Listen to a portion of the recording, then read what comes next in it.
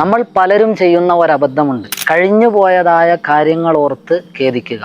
ഞാൻ അങ്ങനെ ചെയ്തിരുന്നെങ്കിൽ എനിക്കിങ്ങനെ ആകാമായിരുന്നു എന്ന് പറഞ്ഞിട്ടുള്ള സംസാരങ്ങൾ അത് നമ്മുടെ ജീവിതത്തിൽ നിന്ന് ഒഴിവാക്കണം. നാം മനസ്സിലാക്കേണ്ട ഒരു വളരെ പ്രധാനപ്പെട്ട ഒരു വാസ്തവമുണ്ട്.